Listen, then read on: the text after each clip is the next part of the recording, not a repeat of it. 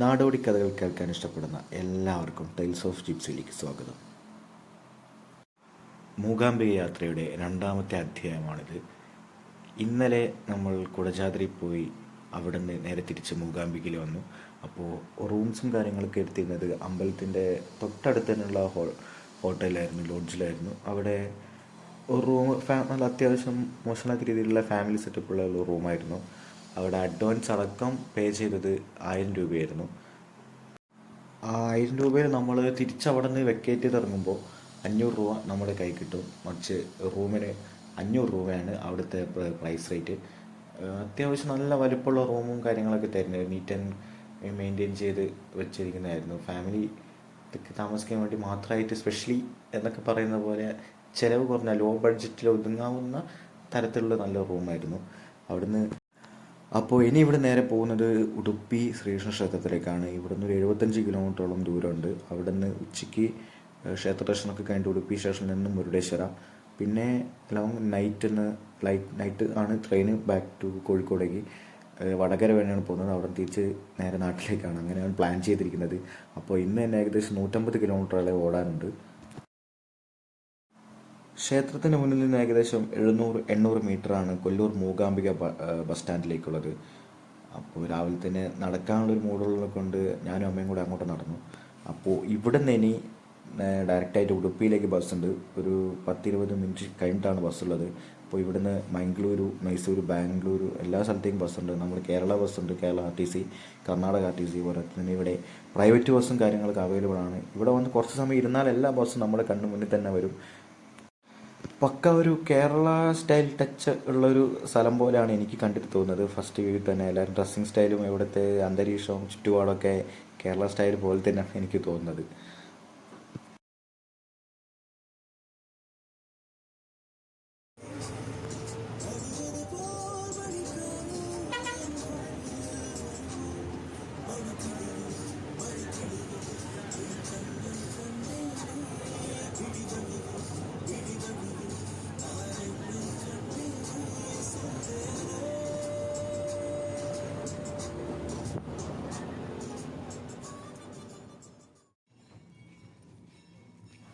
അങ്ങനെ ഏകദേശം 2 മണിക്കൂർ യാത്രയ്ക്ക് ശേഷം ഉടുപ്പി ശ്രീകൃഷ്ണ ക്ഷേത്രത്തിൽ എത്തിച്ചേർന്നിരിക്കുകയാണ്. ഉടുപ്പി ബസ് സ്റ്റാൻഡിന് ഏകദേശം ഒരു 5 മിനിറ്റോളം നടക്കാനുള്ള ദൂരം മാത്രമേ ഉള്ളൂ അമ്പലത്തിലേക്ക്. ഫസ്റ്റ് കാഴ്ചപ്പാട് തന്നെ ഇതൊരു അഗ്രഹാരം പോലെയാണ് നമുക്ക് തോന്നുക. ഒരു സ്ക്വയർ ടൈപ്പിലാണ് ഇവിടുത്തെ എല്ലാ കാര്യങ്ങളും സ്ഥിതി ചെയ്തിരിക്കുന്നത്. 2 വർഷത്തിൽ ഒരിക്കലാണ് ഇവിടുത്തെ ഉത്സവം നടത്തി കൊണ്ടുവരുന്നത്. ക്ഷേത്രത്തിൻ്റെ പല ഭാഗത്തായിട്ടും ഇതുപോലുള്ള 3 വലിയ രഥങ്ങൾ സ്ഥിതി ചെയ്യുന്നുണ്ട്. ഇത് ക്ഷേത്രത്തിൻ്റെ മുൻവശമാണ്. ഈ വഴി നമുക്ക് ദർശനം സാധ്യമല്ല. അമ്പലത്തിൻ്റെ മറുവശത്തായിട്ട് ക്യൂ നിന്നിട്ട് വേണം ദർശനം നേടാൻ വേണ്ടിയിട്ട്. ഇതിലെ വഴി ഒരു ചെറിയൊരു കാഴ്ച മാത്രമേ നമുക്ക് ശ്രീകോവിലിൻ്റെ വ്യക്തമായുള്ളൂ. ഇവിടുത്തെ ഏറ്റവും വലിയ സവിശേഷത എന്ന് വെച്ചാൽ ഇതിൻ്റെ ഉള്ളിൽ ഒരു മ്യൂസിക് ഇൻസ്ട്രുമെൻ്റ് ഉണ്ട്. മനുഷ്യകരങ്ങളേൽക്കാതെ തന്നെ യാന്ത്രികമായി ശബ്ദം പുറപ്പെടുവിക്കുന്ന ഒരു ഉപകരണം. മണിയടി ശബ്ദവും ഡ്രംസിൻ്റെ ശബ്ദവും ഒരുമിച്ച് തന്നെ വലിയ ഒരു ഡെസിബിളിൽ നമുക്ക് പുറത്തോട്ട് കേൾക്കാൻ പറ്റുന്ന ഒന്ന്. അത് നിർത്താതെ എത്ര നേരം വേണമെങ്കിലും ചെയ്തുകൊണ്ടിരിക്കും. അത് എന്താണെന്ന് എനിക്കറിയത്തില്ല. സ്ഫടികം സിനിമയിൽ മോഹൻലാൽ ഒരു മണി ഉണ്ടാക്കുന്നില്ല, അതുപോലെയുള്ളൊരു സാധനമാണ് എനിക്ക് കണ്ടു തോന്നുന്നത്. ഒരു മ്യൂസിക് ഇൻസ്ട്രുമെൻറ്റ്സ് ഏറ്റവും വലിയ ശബ്ദത്തിലാണ് ഇതിൻ്റെ ഉള്ളിൽ നിന്നും ഇതിൻ്റെ സംഗീതം പുറത്തോട്ട് വന്നുകൊണ്ടിരിക്കുന്നത്.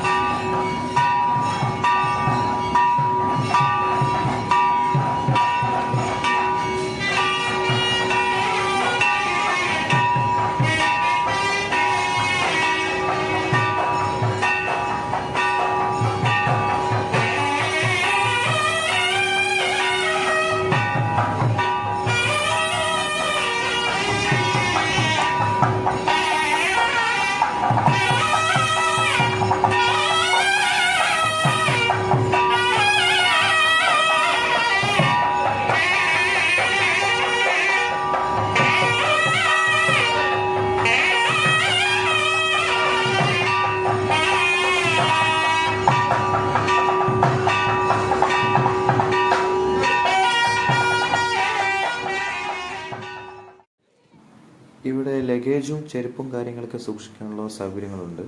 പക്ഷേ പിന്നെ ഇവിടുത്തെ മറ്റൊരു പ്രത്യേകത എന്ന് വെച്ചാൽ നമ്മുടെ ഗുരുവായൂർ അമ്പലത്തിൻ്റെ ഏകദേശം അതേപോലെയുള്ളൊരു പതിപ്പ് നമുക്ക് ഇവിടെയും കാണാൻ സാധിക്കും. ഗുരുവായൂർ അമ്പലത്തിൻ്റെ മറുഭാഗത്തായിട്ട് 2 ആനകളുടെ സ്റ്റാച്യു, അതായത് പ്രതിമ നമുക്ക് കാണാൻ പറ്റും. അതുപോലെ തന്നെ ഇവിടെയും 2 ആനകളുടെ പ്രതിമ ഇവിടെ സ്ഥിതി ചെയ്യുന്നുണ്ട്.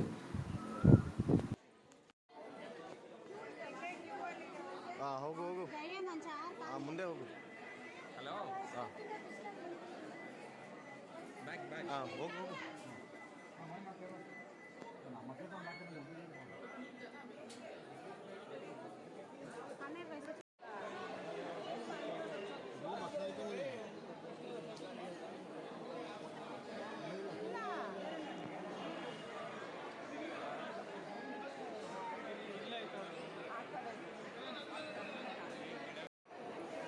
ഈ ക്യൂ ഇങ്ങനെ നീണ്ടു നിവർന്ന് വളഞ്ഞ് പുളഞ്ഞൊക്കെ ഇങ്ങനെ ചുറ്റി അമ്പലം ചുറ്റി കുളത്തിൻ്റെ ഭാഗത്തൂടെ ചുറ്റിയിട്ടാണ് ക്ഷേത്ര ദർശനം സാധ്യമാകത്തുള്ളൂ. ഒരു ഭാഗത്ത് ദർശനത്തിന് വേണ്ടിയുള്ള കാത്തിരിപ്പും മറുഭാഗത്ത് അന്നദാനത്തിന് വേണ്ടിയുള്ള കാത്തിരിപ്പും ഞങ്ങൾക്ക് കാണാൻ സാധിച്ചു. ഇവിടെ ട്രോളിയിൽ ഭക്ഷണം ഉന്തിക്കൊണ്ടുപോയിട്ടാണ് എല്ലാവർക്കും സെർവ് ചെയ്യുന്നത്, ഭക്ഷണം കൊടുക്കുന്നത്. ഇവിടെ വെച്ച് ക്യൂ 2ആയിട്ട് സ്പ്ലിറ്റ് ആവണം. ഒന്ന് ശേഷമാർഗ്ഗം, നമുക്ക് ക്യൂ നിന്നുകൊണ്ട് ദർശനം നേടാം. പിന്നെ ഒന്ന് ഗരുഡ മാർഗ്ഗമാണ്. ഒരാൾക്ക് 200 രൂപ വെച്ച് കൊടുക്കുകയാണെങ്കിൽ നമുക്ക് പെട്ടെന്ന് തന്നെ ദർശനം നേടാൻ പറ്റും.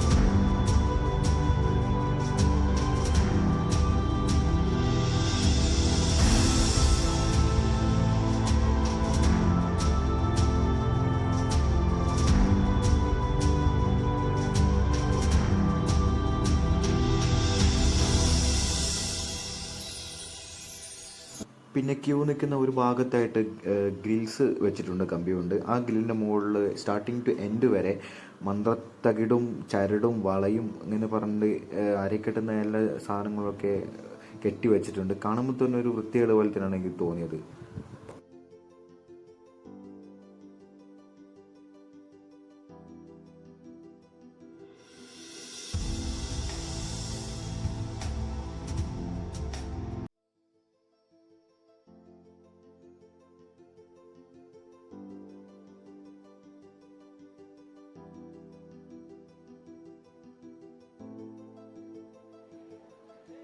ഞാൻ ഒരുപാട് സമയത്തിന് കാത്തിരിപ്പ് ശേഷം ശ്രീകൃഷ്ണ ഭഗവാനെ ഒന്ന് കാണാൻ പറ്റി നടയിൽ.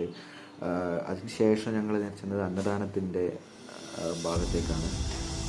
എല്ലാവരും നിലത്തിരുന്ന് പാളയുടെ പ്ലേറ്റിലാണ് അന്നദാനം. ഇവിടുത്തെ സ്പെഷ്യൽ കുമ്പളങ്ങ മത്തൻ കറി ഒക്കെയാണ്. പിന്നെ ഇവിടുത്തെ കർണാടക സ്പെഷ്യൽ വൈറ്റ് റൈസ്, അതുപോലെ തന്നെ നല്ലൊരു പായസം കൂടെ ഇവർ സെർവ് ചെയ്യുന്നുണ്ട്. തികച്ചും ദൈവികമായൊരൊന്നാണ്. ആരും ഇവിടെ വന്നിട്ട് ഭക്ഷണം കഴിക്കാതെ ആരും പുറത്തോട്ട് പോകുന്നില്ല. എല്ലാവരും വയറ് നിറഞ്ഞ സന്തോഷത്തോടെയാണ് പുറത്തോട്ട് പോകുന്നത്.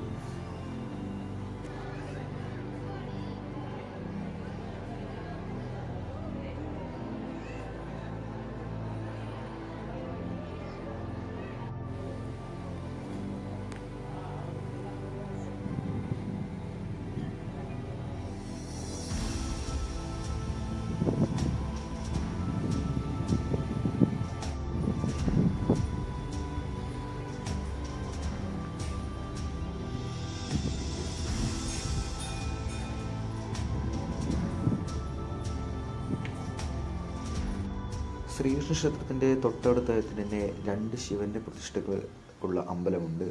ഒന്ന് ചന്ദ്രമൗലീശ്വര ടെമ്പിളും പിന്നെ ഒന്ന് ആനന്ദേശ്വര ടെമ്പിളുമാണ്. 8th സെഞ്ച്വറിയിലാണ് ഈ അമ്പലം കണ്ടെത്തിയത്.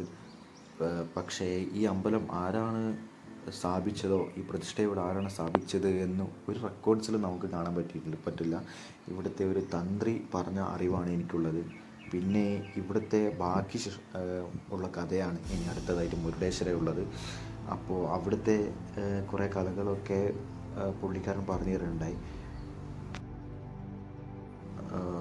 ഉടുപ്പി മുതൽ മുരുടേശ്വര ഗോകർണം വരെയുള്ള കഥകൾ തന്ത്രി ഇങ്ങനെ പറഞ്ഞു തരുന്നുണ്ടായി. അപ്പോൾ ആ ഒരു കഥയുടെ സ്റ്റോറി ലൈൻ വെച്ചിട്ടാണ് ഞാൻ മുരുടേശ്വര പോകാൻ പോകുന്നത്. അപ്പോൾ ഇവിടെ അമ്പലത്തിൻ്റെ നടയിലിരിക്കുമ്പോൾ തന്നെ നല്ലൊരു സമാധാനം ആണ് ശരിക്കുള്ളത്. ഇനിയിപ്പോൾ ഇവിടുന്ന് നേരെ ഉടുപ്പി റെയിൽവേ സ്റ്റേഷൻ, അവിടെ നിന്ന് 3 മണിക്കാണ് ലോക്കൽ ട്രെയിൻ ഉള്ളത് മുരുടേശ്വരയ്ക്ക്. മുരുടേശ്വര 5 മണിയാകുമ്പോൾ എത്തുമെന്നാണ് ഞാൻ ഉദ്ദേശിക്കുന്നത്.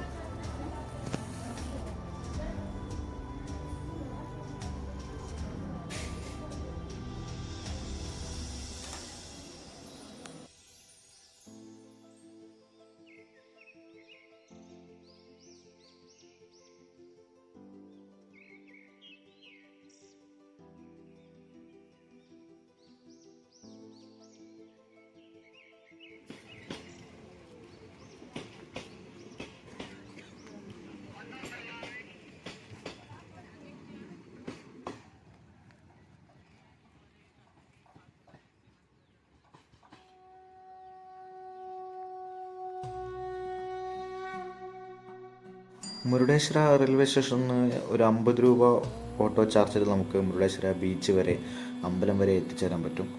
അവിടെ നിന്ന് ഒരു ഏകദേശം ഒരു 3 കിലോമീറ്റർ ദൂരം മാത്രമേ ഉള്ളൂ അമ്പലത്തിലേക്ക്.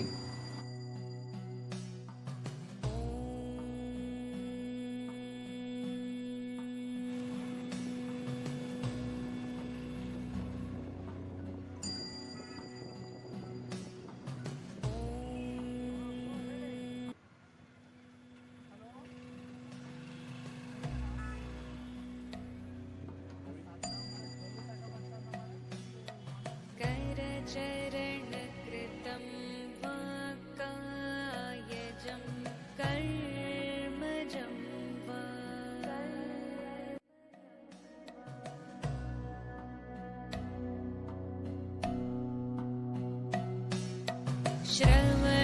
श्रवणनयनजं वा मानसं वा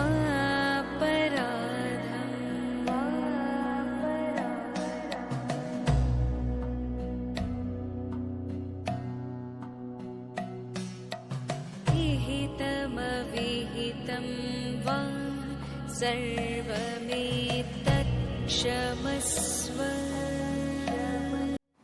ഈ ഗോപുരം 20 നിലയുള്ള ബിൽഡിംഗ് ആണ്. ഇതിൻ്റെ മുകളിൽ വരെ ലിഫ്റ്റ് സൗകര്യം ലഭ്യമാണ്. അതിൻ്റെ ടോപ്പിൽ നിന്നും ശിവൻ്റെ പ്രതിമ നമുക്ക് അതിൻ്റെ ഏറ്റവും മുകളിൽ തന്നെ നമുക്ക് ഇരുന്ന് ആ കാഴ്ച ആസ്വദിക്കാൻ പറ്റും. പോരാതെ തന്നെ നമുക്ക് ബീച്ചിൻ്റെ ആ ഒരു ഭംഗിയും നമുക്ക് ഈ ലിഫ്റ്റിൻ്റെ സൗകര്യത്തോട് നമുക്ക് ലഭ്യമാകും. അഡൾട്ടിന് 20 രൂപയും ചിൽഡ്രൻസിന് 10 രൂപയുമാണ് ഇവർ ചാർജ് ചെയ്യുന്നത്.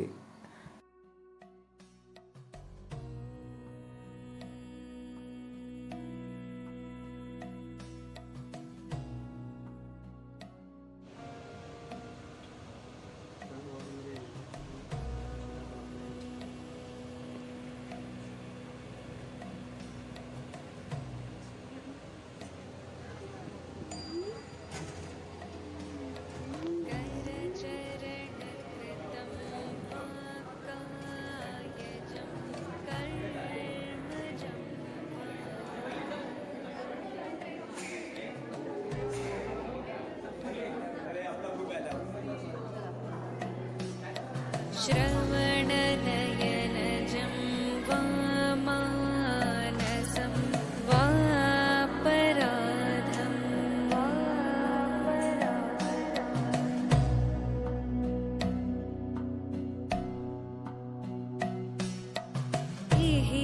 विहितमविहितं वा सर्वमेतत्क्षमस्व.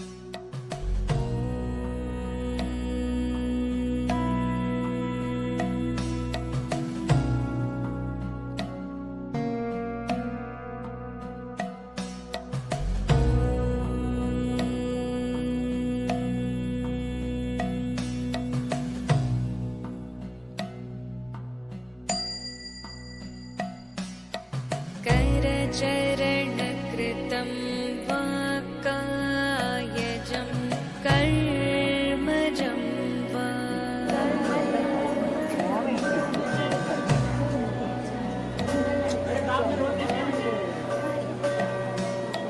श्रवणनयनजं वा मानसं वापराधं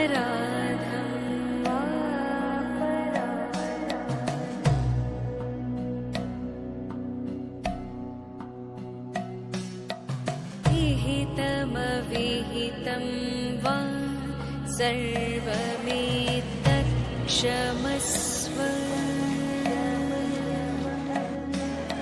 जय जय करुणाब्धे श्रीमहादेव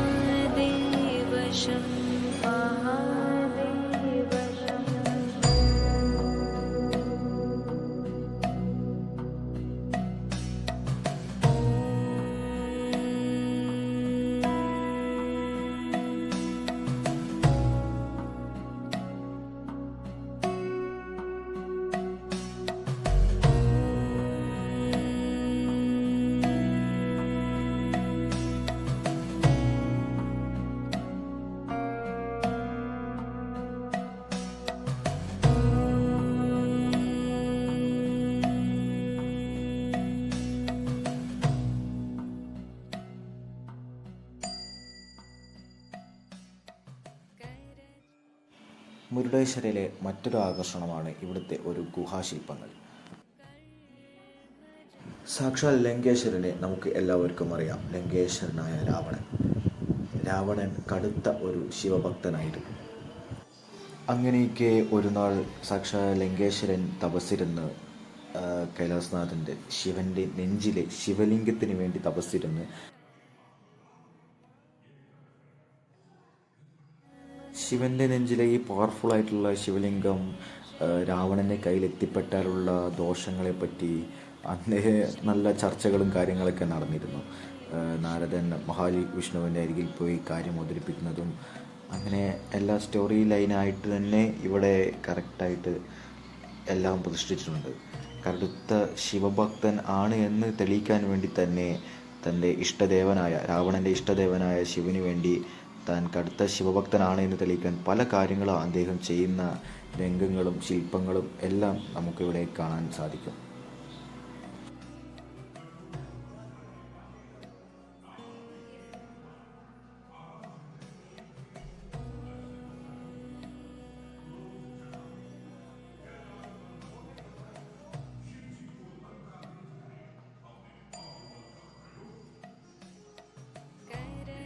करचरणकृतं वा कायजं कर्मजं वा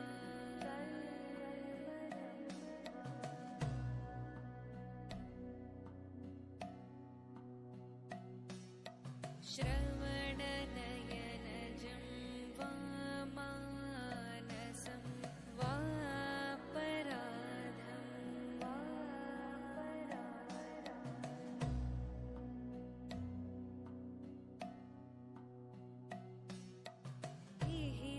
विहितमविहितं वा सर्वमेतत्क्षमस्व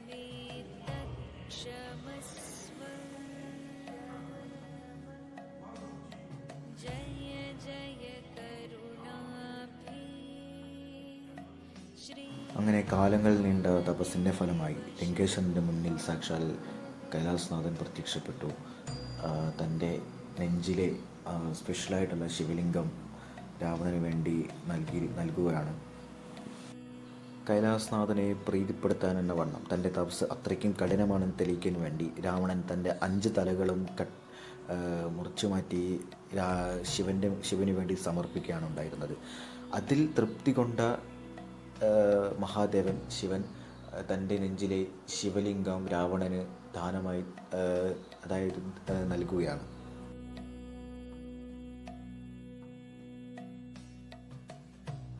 ഈ ശിവലിംഗം രാവണൻ്റെ കയ്യിൽ കിട്ടിയാലുള്ള ഈ ലോകത്തിൻ്റെ ബാക്കി അവസ്ഥ മനസ്സിൽ ദുരിതങ്ങൾ മനസ്സിലോർത്ത് നാരദൻ ഗണപതിയുടെ മുന്നിൽ പോയി സഹായം അഭ്യർത്ഥിക്കുകയാണ്. ഈ ഗണപതി എന്തു ചെയ്തെന്ന് വെച്ചാൽ വേഷം മാറി രാവണൻ്റെ മുന്നിൽ പോയി ഈ ശിവലിംഗം കയ്യിലെടുത്തു. ഈ ശിവലിംഗത്തിന് ഒരു പ്രത്യേകതയുണ്ട്. പിന്നെ ഈ ശിവലിംഗം നിലത്ത് വെച്ചാൽ ഇതിൽ കിട്ടുള്ള ശക്തിയെല്ലാം അപ്പാടെ നശിച്ചു പോകും, അവിടെ തന്നെ പ്രതിഷ്ഠയാവുകയും ചെയ്യും. ഇത് കേട്ടപാടെ ഈ ഗണപതി അത് നിലത്ത് വെക്കുകയും അതിൽ കോപം കൊണ്ട അത് കാണുന്ന രാവണൻ ഓടി വന്ന് അഴുത് എന്ന് പറയുകയാണ് ചെയ്യുന്നത്. ഈ ശിവലിംഗം നിലത്ത് വെക്കുന്നത് കണ്ട രാവണൻ വേഷം മാറി വന്നത് ഗണപതി ആണ് എന്നറിയാതെ ഈ ഗണപതിയുടെ തലയിൽ ആഞ്ഞൊരു ഇടിയിരിക്കുകയാണ്.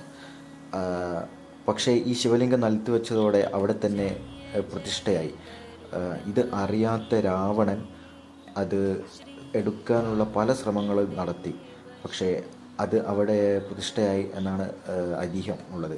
അതിൽ എടുക്കാൻ ശ്രമിക്കുന്നതോടെ അത് 4 ഭാഗങ്ങളായി പല ഭാഗങ്ങളിൽ പോയി തെറിച്ചു വീണു എന്നാണ് മറ്റൊരു ഐതിഹ്യം. ഇത് ശിവലിംഗം എടുക്കാനുള്ള ശ്രമത്തിനിടെ 5 ഭാഗങ്ങളായാണ് ഓരോ സ്ഥലങ്ങളിൽ പോയി വീണത്. അതിൻ്റെ ആദ്യത്തെ ഭാഗം മുരുടേശ്വറിലാണ് സ്ഥിതി ചെയ്യുന്നത്, രണ്ടാമത്തേത് ഗുണവന്തേശ്വർ എന്ന സ്ഥലത്ത്, മൂന്നാമത്തേത് ധരേശ്വർ, പിന്നെ സജേശ്വർ, ഏറ്റവും അവസാനമാണ് ഗോകർണ വരുന്നത്. ഇവിടെ ആരാധനാലയങ്ങൾ പിന്നീട് സ്ഥാപിക്കപ്പെടുകയും ശിവന് വേണ്ടി പൂജകളും കാര്യങ്ങളും ഒക്കെ നടന്നുകൊണ്ടിരിക്കുന്നുണ്ട് ഇന്ന് വരെ. കണ്ണെത്താ ദൂരം നീണ്ടു കിടക്കുന്ന ലോകം. സൃഷ്ടാക്കൾ പല പേരിലും പലയിടങ്ങളിലും വ്യത്യസ്തമായ സൃഷ്ടികളിലും അറിയപ്പെടുന്നു. ആയിരക്കണക്കിന് കഥകൾ, അതിലേറെ ഐതിഹ്യങ്ങൾ ബിഗ് ബാങ് സയൻസിലൂടെ രൂപം കൊണ്ടപ്പോൾ വിശ്വാസങ്ങൾ പലതാണ് ഇവിടെ. വിശ്വാസങ്ങളാണ് ഓരോ മനുഷ്യനെയും മുന്നോട്ട് നയിക്കുന്നതും ഓരോ ചുവടുവെപ്പിൻ്റെയും അടിത്തറ. എൻ്റെ വിശ്വാസം എന്നെ രക്ഷിക്കുന്നത് പോലെ നിൻ്റെ വിശ്വാസവും നിന്നെ രക്ഷിക്കട്ടെ എന്നു സ്വന്തം നാടോടി.